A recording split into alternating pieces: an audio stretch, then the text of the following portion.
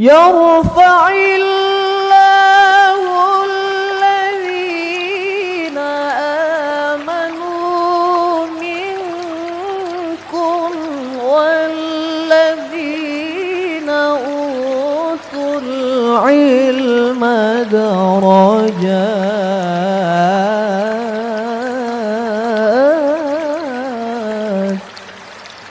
أعوذ بالله من الشيطان الرجيم. Aku berlindung kepada Allah dari godaan syaitan yang terkutuk. Min ajli dzalik. Nah, kita potong pendek-pendek aja ya biar nafas kita bagus ya. Oleh karena itu, kita ulang lagi. Min ajli dzalik. Oleh karena itu, katabna ala bani Israil. kami tetapkan suatu hukum bagi Bani Israel. Katabna ala bani Israil.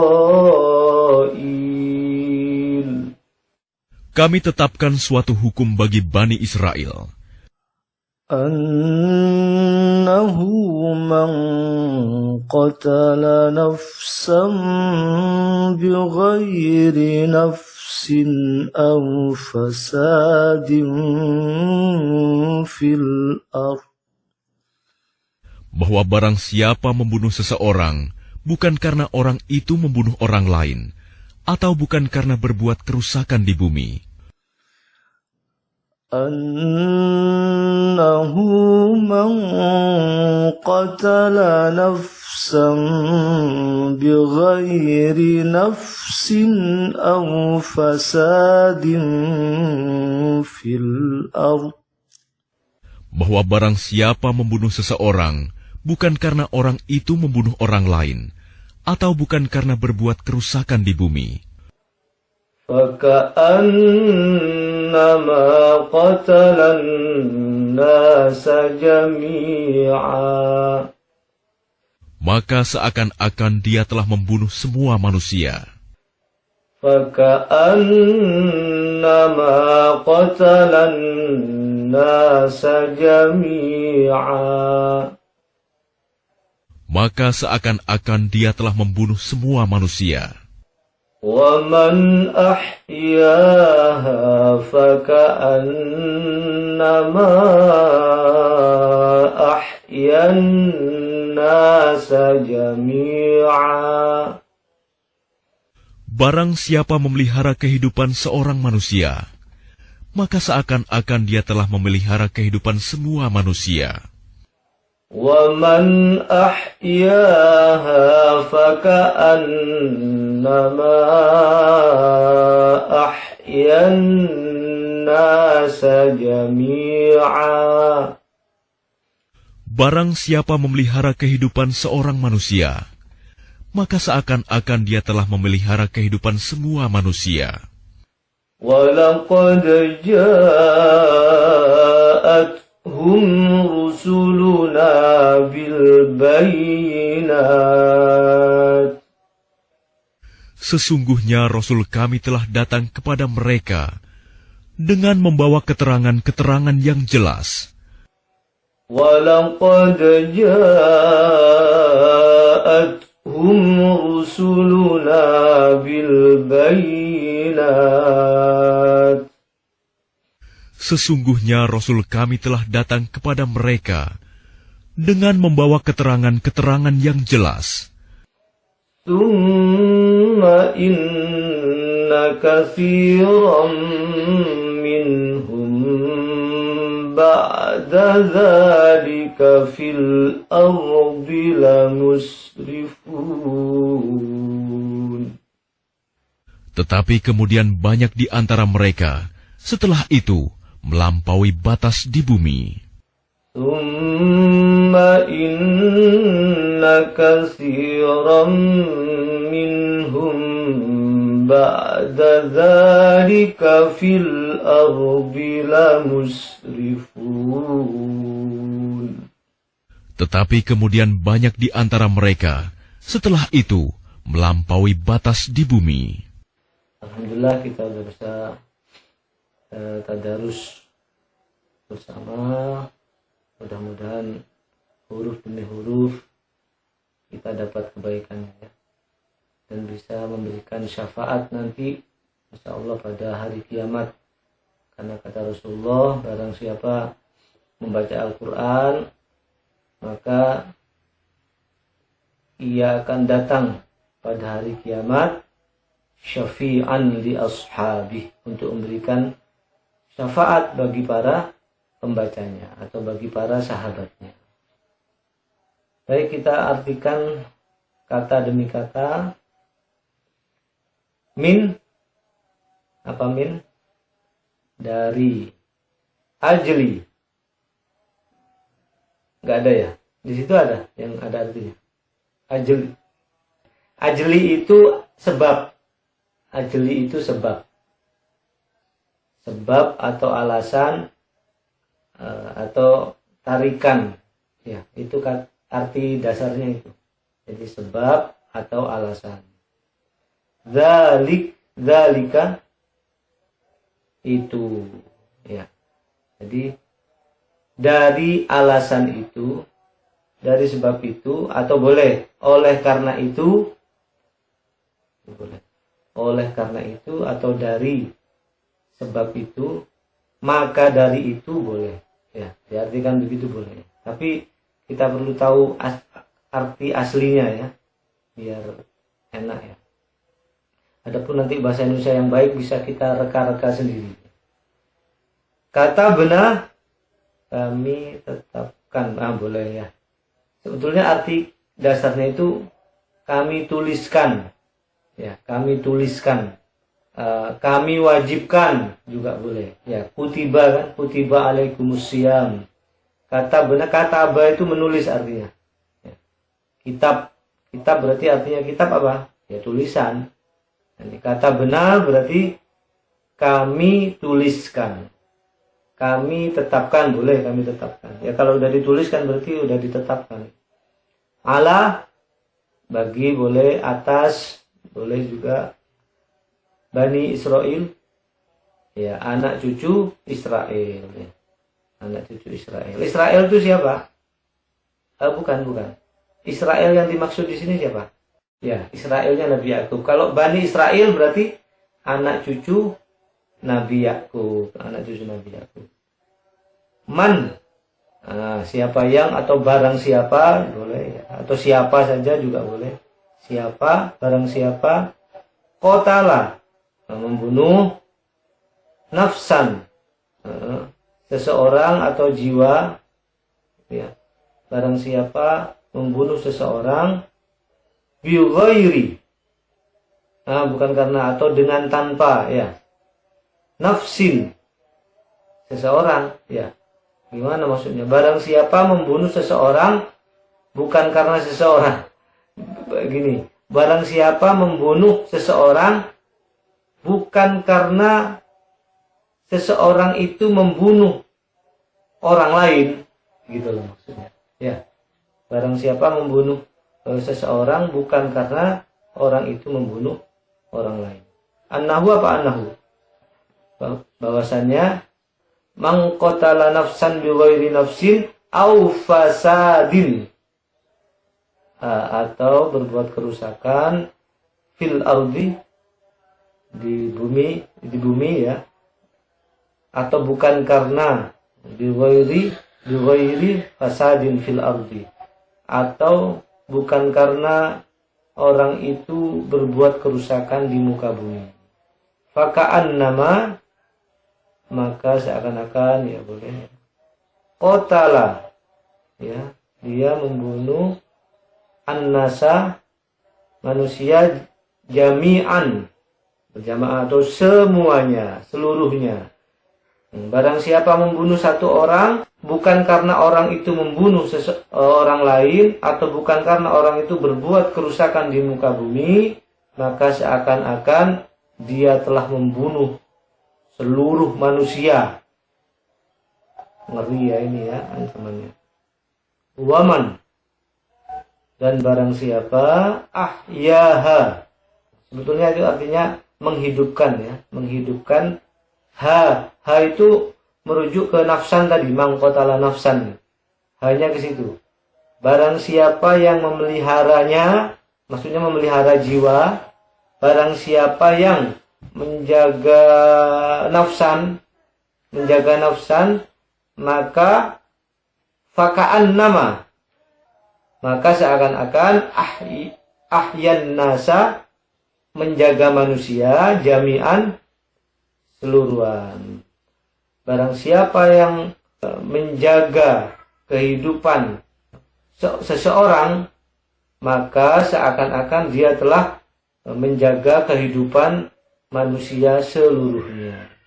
Walaqad, dan sungguh ja'athum, telah datang kepada mereka rusuluna, rasul-rasul kami.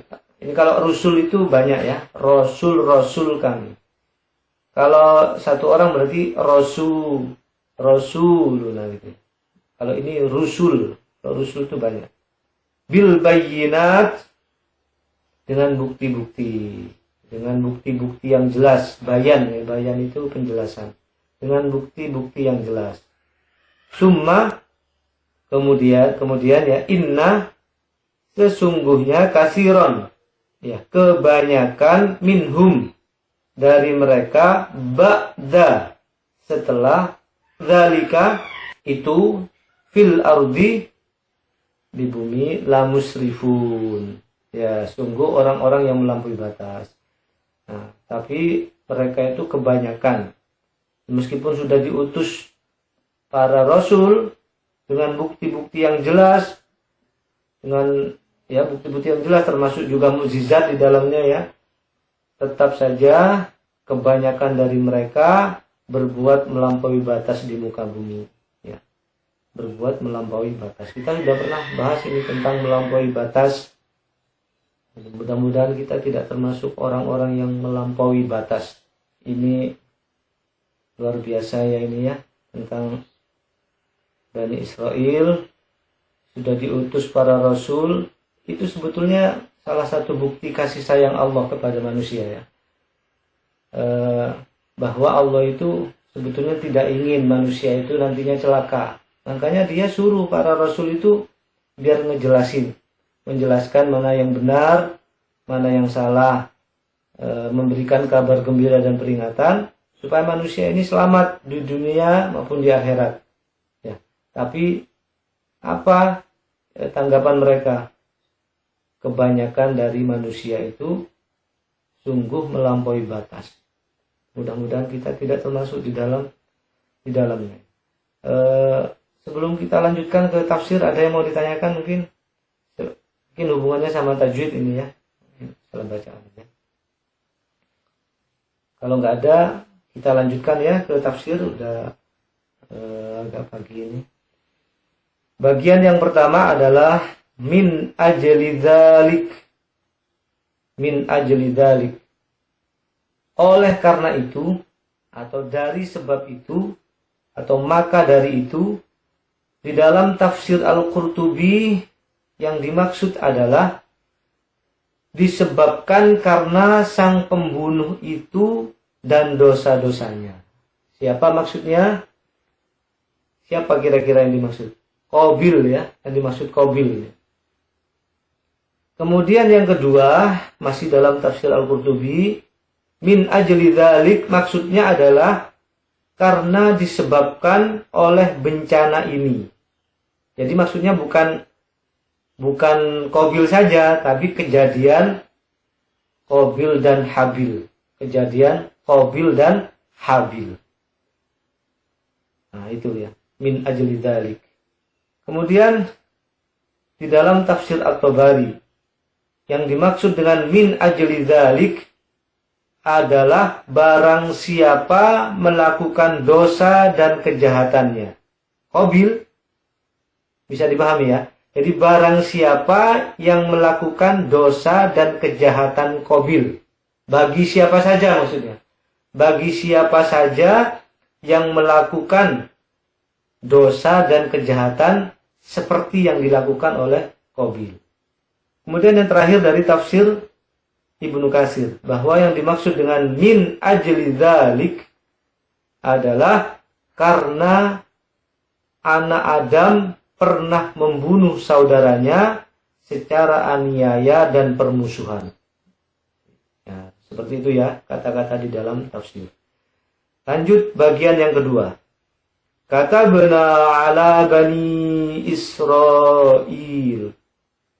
Kami tetapkan, kami tuliskan suatu hukum kepada Bani Israel. Jadi karena peristiwa Qabil dan Habil ini, maka Allah menetapkan, menuliskan suatu hukum kepada Bani Israel. Apa hukumnya atau apa isi tulisan itu? Itu nanti ya. Yang dimaksud dengan kami tetapkan atas Bani Israel, maksudnya adalah kami syariatkan. Kami syariatkan kepada mereka dan kami berlakukan kepada mereka. Kami berlakukan kepada Bani Israel. Itu dalam tafsir Ibnu Katsir. Kata bana ala Bani Israel, maksudnya adalah karena Bani Israel merupakan umat yang pertama yang mendapatkan ketetapan secara tertulis. Ya. Ketetapan secara tertulis. Yang mic-nya masih nyala di off-kan dulu ya. Nanti kalau ada pertanyaan langsung dinyalakan. Karena Bani Israel mendapatkan ketetapan secara tertulis yang pertama. Jadi umat pertama yang mendapatkan ketetapan tertulis dari Allah disebabkan karena pembunuhan anak Adam itu adalah Bani Israel. Kalau sebelumnya berarti nggak tertulis. Ya, berarti berupa ucapan saja. Bila mereka menghilangkan nyawa seseorang, umat-umat sebelum mereka hanya mendapatkan ancaman secara ucapan. Allah membebani Bani Israel dengan ancaman tertulis karena kedurhakaan dan pembunuhan yang mereka lakukan. Bani Israel sama ini membunuh para nabi ini. Ini kerjaannya Bani Israel. Nabi-nabinya juga dibunuh. Dan dalam tafsir Al-Qurtubi. Kemudian bagian yang ketiga. Annahu man qatala nafsan bighairi nafsin aw fasadin fil ard faka'annama qatalan nasa jami'a. Barang siapa, bahwasannya barang siapa membunuh seseorang bukan karena ia membunuh orang lain atau bukan karena ia berbuat kerusakan di muka bumi, maka seakan-akan ia telah membunuh manusia seluruhnya. Maksudnya adalah kami tetapkan kepada Bani Israel bahwa barang siapa di antara mereka membunuh seseorang secara dolim, bukan karena orang itu membunuh orang lain, maka ia dibunuh sebagai balasannya. Atau seseorang membunuh orang lain bukan karena ia berbuat kerusakan di muka bumi, maka ia juga berhak dibunuh. Kerusakan di bumi adalah memerangi Allah dan Rasul-Nya serta membuat ketakutan atau teror di jalanan.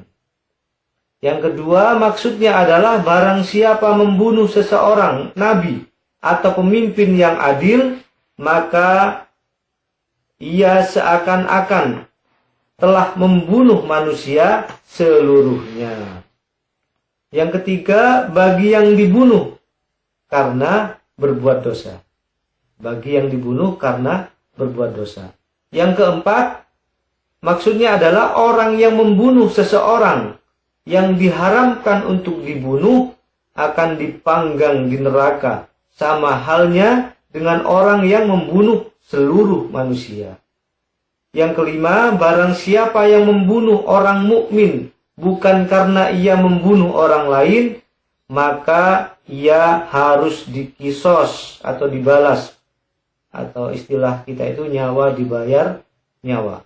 Atau bukan karena ia telah berbuat kerusakan di muka bumi dalam bentuk memerangi Allah dan Rasul-Nya serta memerangi orang-orang yang beriman, maka seakan-akan ia membunuh manusia seluruhnya dan patut mendapatkan siksa yang sangat pedih dari Allah Subhanahu wa taala. Ini di dalam tafsir At-Tabari.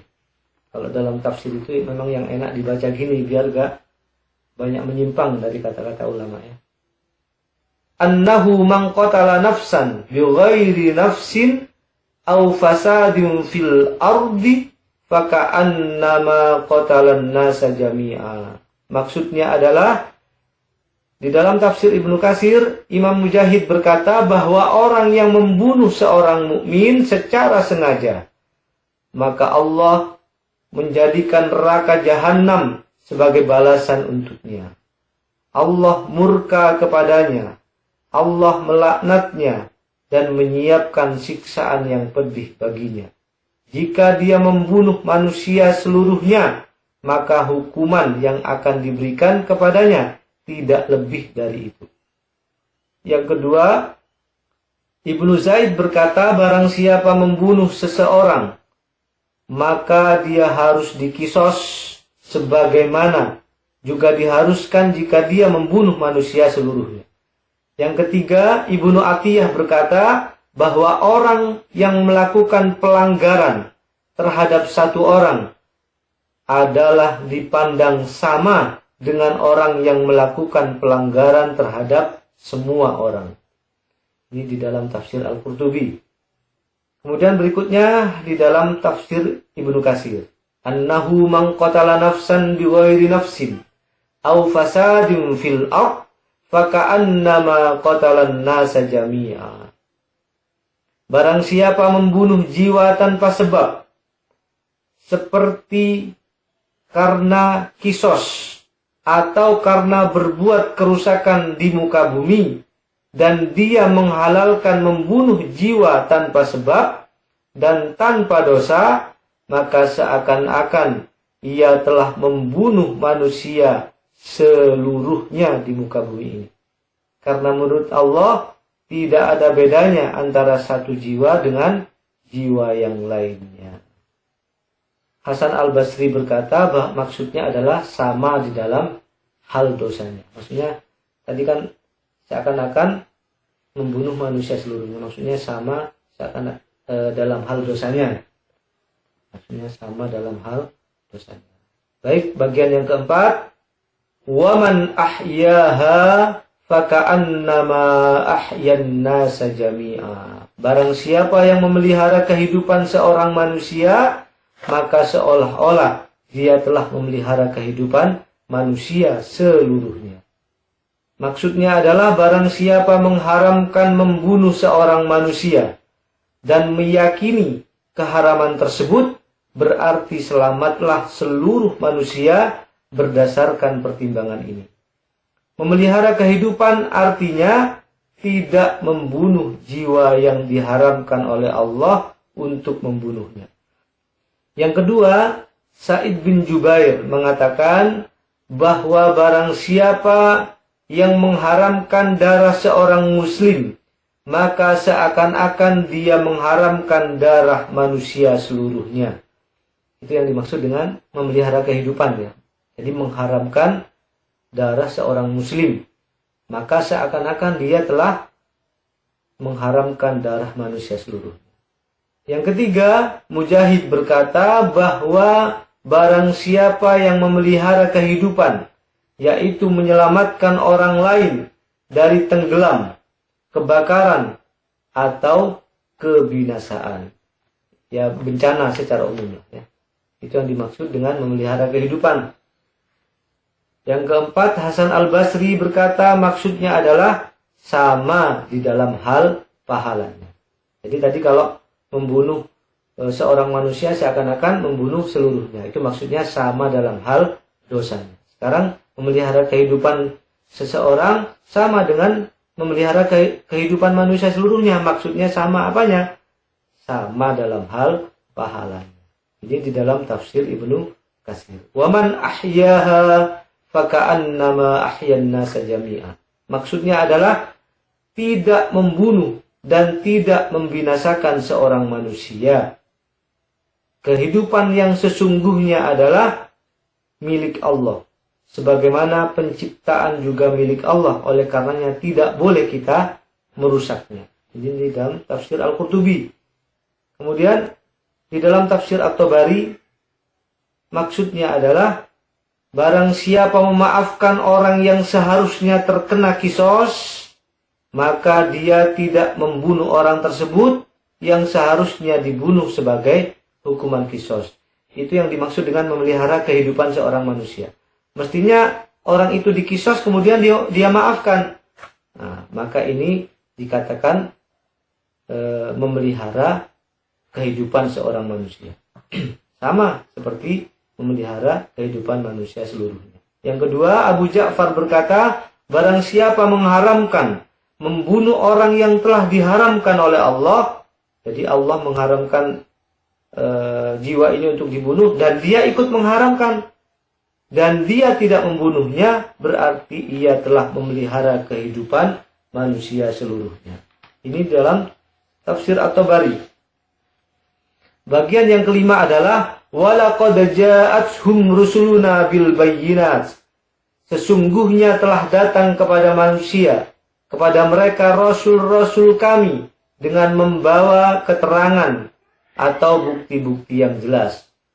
Maksudnya adalah ini adalah sumpah dari Allah. Aku, maksudnya Abu Ja'far, bersumpah atas namanya bahwa para rasulnya telah datang kepada Bani Israel, di mana Allah telah ceritakan kisahnya. Mereka datang dengan ayat-ayat yang jelas, dengan hujjah-hujjah yang jelas tentang hakikat yang dibawa oleh mereka, dan kebenaran yang mereka serukan berupa keimanan kepadanya, serta mengerjakan kewajiban-kewajiban Allah kepada mereka. Ini di dalam tafsir At-Tabari. Kemudian dalam tafsir Ibnu Katsir, bahwa yang dimaksud dengan walaqad ja'atuhum rusuluna bil bayyinat, yaitu membawa hujjah-hujjah, bukti-bukti dan keterangan-keterangan yang jelas dan gamblang. Bagian yang terakhir atau yang keenam adalah summa inna katsiran minhum ba'da dzalika fil ardi lamusrifun. Kemudian sebagian besar di antara mereka setelah itu sungguh-sungguh melampaui batas di dalam berbuat kerusakan di muka bumi ini. Ini adalah suatu kecaman terhadap mereka dan sebagai hinaan kepada mereka atau Bani Israel karena mereka melakukan berbagai hal yang diharamkan. Sesudah mereka tahu keharamannya, inilah Bani Israel. Setelah tahu keharamannya justru mereka lakukan. Ini bagian dari sifat sombong ya. Apa sombong itu? Kemarin kan kita terangkan, sombong adalah batarul haq, menolak kebenaran setelah dia tahu kalau itu benar, dia tolak. Karena apa? Karena ada sifat sombong.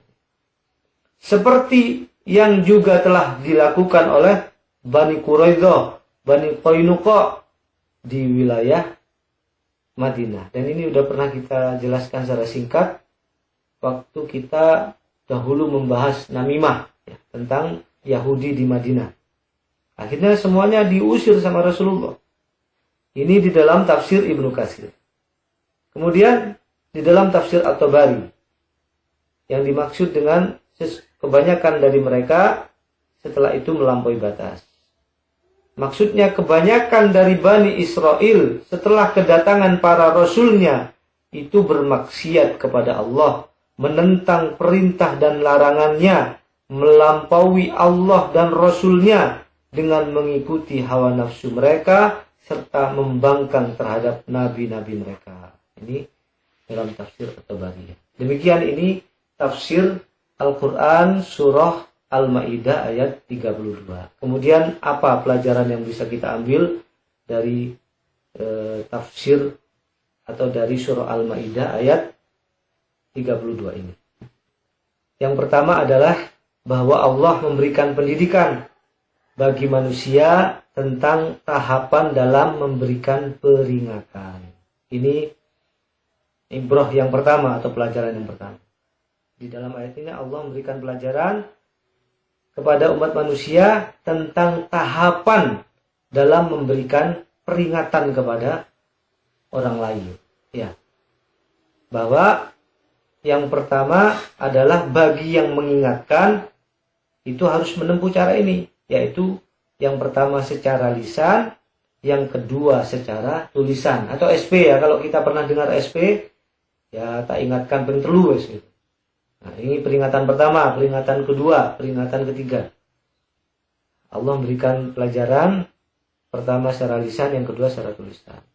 Nah, sebagaimana Allah juga berpesan di dalam surah Al-Asr ya, bahwa kita ditugaskan saling mengingatkan dalam hal kebenaran dan kesabaran. Wa tawassaw bil haqq wa tawassaw bis sabr. Allah juga berfirman dalam surah An-Nahl ayat 125, ud'u ila sabili rabbika bil hikmah wal mau'izatil hasanah. Ajaklah manusia itu kepada jalan Tuhanmu dengan hikmah, dengan bijaksana, dan dengan pelajaran yang baik. Ini sudah pernah kita bahas sebetulnya ya, tentang peringatan ini. Bahwa dalam mengingatkan itu ada 8 kaidah yang harus kita ikuti. Udah lupa ya kita ya. Saya bacakan aja poin-poinnya ya. Yang pertama itu ikhlas, yang kedua mutaba'ah, yang ketiga lemah lembut, yang keempat tabayun, yang kelima prasangka baik, yang keenam tidak memaksa, maksudnya tidak memaksa bahwa peringatan kita itu harus diikuti. Tidak boleh kita mengingatkan orang terus makso, itu tidak boleh. Nah itu adalah kalau kita makso itu artinya kita dolim ya. Ya pokoknya kita ingatkan aja, kita nasihati. Masalah dia ikut nasihat kita atau tidak mengikuti ya itu urusan dia dengan Allah. Yang penting diingatkan. Tugas kita mengingatkan, bukan memberikan hidayah. Masalah hidayah itu adalah itu tugasnya Allah ya, bukan tugas kita. Yang ketujuh adalah rahasia. Yang 8 adalah tidak tahrish atau memancing pertengkaran. Tidak boleh ya. Nah, ini sudah kita jelaskan pada ibrah yang pertama dari surah Al-Maidah ayat 28 dahulu. Kemudian orang yang diingatkan. Nah, ini tentang orang yang diingatkan. Bagaimana? Hendaknya dia selalu menerima nasihat atau peringatan. Nah ini. Meskipun yang mengingatkan itu tidak boleh memaksa, tapi ini ada kaidah bagi yang diingatkan. Nah, bagi orang yang mendapatkan peringatan atau mendapatkan nasihat, ini kaidahnya atau syariatnya adalah hendaknya dia mendengarkan dan menerima nasihat yang baik itu. Kaidahnya ya bagi yang diberi peringatan.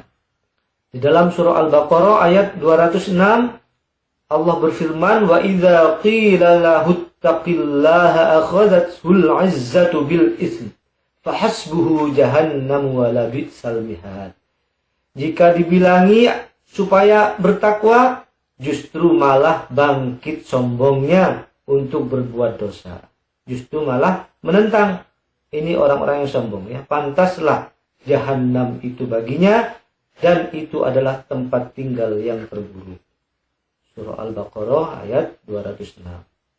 Kemudian juga di dalam hadis riwayat Baihaqi dari Ibnu Mas'ud, Rasulullah bersabda, sesungguhnya termasuk dosa yang paling besar adalah ketika seseorang mengingatkan orang lain atau saudaranya agar takut kepada Allah, agar berbuat baik, justru dia malah menjawab, ngapain nyuruh-nyuruh aku, urus saja dirimu sendiri. Nah ini ciri-ciri orang yang sombong ya.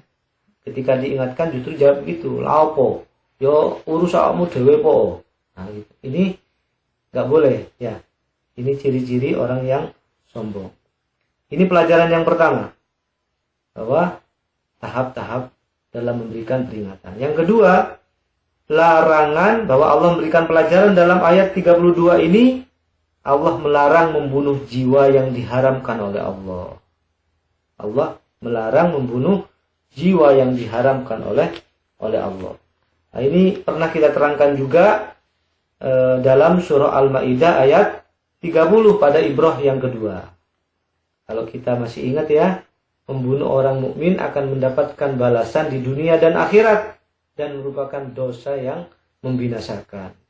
Paling tidak ada 5 balasannya di dalam surah An-Nisa ayat 93. Wa may yaqtul mu'minan muta'ammidan, barang siapa yang membunuh orang yang beriman secara sengaja, fajazauhu jahannam, maka balasannya adalah neraka jahanam, khalidan fiha, yang kedua dia kekal di dalamnya, wa ghadaballahu alaihi, yang ketiga dia akan mendapatkan murka dari Allah, wa la'anahu, yang keempat dia akan jauh dari rahmat Allah dan akan mendapatkan laknatnya, wa a'adda lahu 'adzaban 'azima, dan telah disiapkan baginya siksaan yang pedih. Itu pernah kita bahas ya secara lengkap di surah Al-Maidah ayat 30 kemarin. Katanya ini dilarang membunuh jiwa yang diharamkan oleh Allah. Yang ketiga, pelajaran yang bisa kita ambil adalah larangan membuat kerusakan di muka bumi. Apa itu? Salah satunya adalah durhaka kepada Allah dan Rasul-Nya dan menakut-nakuti atau menebarkan teror di antara manusia. Tidak boleh menakut-nakuti orang lain, itu nggak boleh. Ya entah apa itu bentuknya. Misalnya juga termasuk main-main pisau terus ngancam serah harta atau jiwa. Gitu. Itu juga nggak boleh itu. Ini larangan, itu termasuk bagian berbuat kerusakan di muka bumi. Kemudian menakut-nakuti entah apa bentuknya lah. Pokoknya menyebarkan teror dan ketakutan di masyarakat, ini termasuk salah satu dari berbuat kerusakan di muka bumi. Jangan cuma diartikan berbuat kerusakan di muka bumi itu ya menebang pohon secara liar, bukan itu aja, itu hanya bagian kecil ya. Allah berfirman di dalam surah Ar-Rum ayat 41, "Zaharal fasadu fil barri wal bahr bima kasabat aydin nas." Telah nampak kerusakan di daratan dan di lautan karena ulah tangan manusia. Ibnu Katsir menafsirkan, semua kerusakan yang terjadi di muka bumi ini dalam segala bentuknya adalah karena perbuatan buruk dan maksiat yang dilakukan oleh manusia sebagai penyebab utamanya. Di dalam menafsirkan tafsir Ar-Rum ayat 41 ini. Yang dimaksud ulah tangan manusia itu adalah perbuatan maksiat dan perbuatan buruk yang dilakukan manusia. Makanya tidak boleh menafsirkan sendiri ya. Telah nampak kerusakan di daratan dan di lautan karena ulah tangan manusia itu. Karena menebang pohon sembarangan, kemudian membuang sampah sembarangan. Ya nggak begitu tafsirnya itu. Ya mungkin itu adalah sebagian tapi kecil ya, bagian kecil. Penyebab utamanya itu adalah karena perbuatan buruk dan maksiat. Larangan menakut-nakuti dan menebarkan teror di antara manusia. Ini pernah kita terangkan juga dahulu pada ibrah yang ke-6 pada surah Al-Maidah ayat 23. Ya, ini dahulu ya. La yahillu li muslimin ayyurawwi'a musliman. Tidak halal bagi seorang muslim menakut-nakuti muslim yang lain. Itu pelajaran yang ketiga. Yang keempat, kita percepat udah siang ini.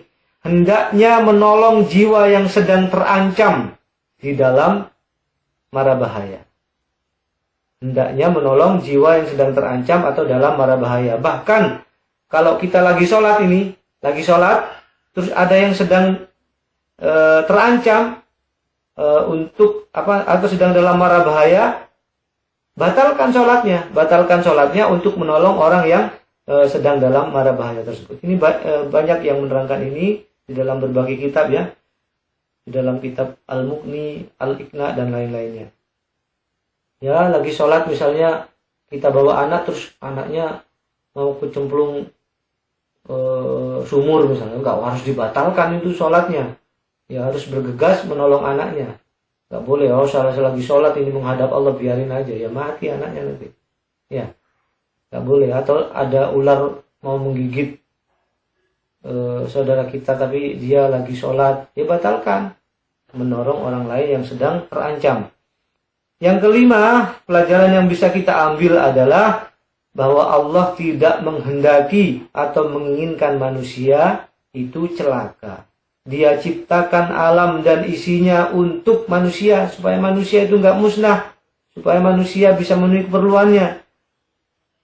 Kemudian tidak cukup dengan itu, Allah juga mengutus para rasul-rasulnya untuk menuntun manusia agar manusia itu bahagia di dunianya dan bahagia juga akhiratnya. Ini adalah bukti kasih sayang Allah kepada umat manusia. Tapi tanggapan manusia kebanyakan? Kebanyakan mereka tetap kufur dan melampaui batas. Akhirnya mereka pun nanti menyesal. Ya biasa ya, ketuniku tekoning guri ya. Menyesal itu selalu di belakang. Sebagaimana Allah berfirman di dalam surah Al-Mulk ayat 10, wa qalu law kunna nasma'u aw na'qilu ma kunna fi ashabis sa'ir. Andaikan dahulu kami mau mendengarkan dan merenungkan peringatan-peringatan yang baik itu, niscaya kami tidaklah termasuk penghuni neraka yang menyala-nyala ini. Demikian 6 pelajaran yang bisa kita ambil dari surah Al-Maidah ayat 32 ini. Yang pertama, Allah memberikan pelajaran tentang tahapan dalam memberikan peringatan kepada kita. Yang kedua, bahwa Allah melarang membunuh jiwa yang diharamkan. Yang ketiga, larangan kepada kita untuk berbuat kerusakan di muka bumi, termasuk tadi menyebarkan ketakutan. Yang keempat, hendaknya menolong jiwa yang sedang terancam. Yang kelima, Allah itu tidak menginginkan manusia itu celaka. Makanya ketika kita dapat musibah, tidak boleh ini kurang apa lagi, kita sudah berbuat baik kok malah begini. Tidak boleh kita ngomong begitu ya. Allah tidak pernah menginginkan manusia itu celaka. Ya dia sendiri yang menginginkan dirinya celaka karena banyak berbuat dosa. Demikian. Sebelum diakhiri, ada yang mau ditanyakan? Allahu alam ya. Saya nggak tahu. Tapi yang jelas karena keturunan Nabi Yakub ini adalah orang-orang yang kita kenal sekarang, orang-orang Yahudi. Cuman dalam sejarah yang panjang, orang Yahudi itu dulu pernah menyebar ke seluruh dunia. Menyebar dan berbaur sehingga kadang-kadang juga menikah dengan penduduk lokal ya. Tapi kayaknya kalau ke Indonesia itu enggak ya.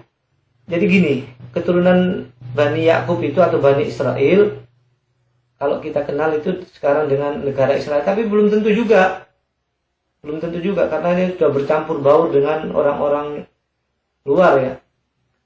Dulu kan pernah jadi gelandangan, istilahnya gelandangan di dunia ya, Bani Israel itu diusir kemana-mana, bahkan sama Hitler itu Hitler kan terkenal sejarahnya Hitler. Jadinya nggak jelas sudah keturunan aslinya. Beda dengan Habaib ya. Habaib itu keturunan dari Rasulullah melalui Fatimah ya. Itu yang dipelihara. Jadi kalau masih memelihara itu mungkin masih masih keturunan. Kalau kita ini nggak tahu itu kita keturunan dari siapa ya? Keturunan Adam lah yang jelas ya, Bani Adam ya. Gitu Pak Atal. Tapi ayat ini karena ditulis di dalam Al-Quran itu juga berlaku buat kita. Jadi ibrah tadi itu yang 6 tadi itu juga berlaku bagi kita ini, karena ini Al-Quran itu untuk umat manusia. Hudal linnas wa bayyinatin minal huda wal furqan. Petunjuk bagi manusia. Jadi begitu Pak Tor. Saya kurang paham ini kalau kita ini. Bisa dipelajari mungkin dari asal usul orang Jawa itu dari mana ya. Jelas dari kebanyakan dari Mojopahit ya mungkin ya, dari keturunan siapa itu namanya? Kertarajasa Jayawardana. Demikian Pak Tor, ada yang masih ini? Oh, udah jelas ya. Tapi kayaknya bukan keturunan Bani Israel. Kayaknya ke Indonesia itu orang-orang Yahudi itu nggak ada ya waktu dulu. Ke barat, yang banyak itu ke barat, ke Jerman, mungkin ke Perancis juga ya. Yang lain? Nggak ada ya, saya kira ya. Mudah-mudahan ini menjadi ilmu yang bermanfaat bagi kita semuanya. Kita akhiri majelis kita ini dengan kafaratul majelis bersama-sama. Subhanakallahumma wa bihamdika asyhadu an la ilaha illa anta astaghfiruka wa atubu ilaik. Kurang lebihnya mohon maaf. Billahi taufiq wal hidayah. Wassalamualaikum warahmatullahi wabarakatuh. Walhamdulillahi rabbil alamin.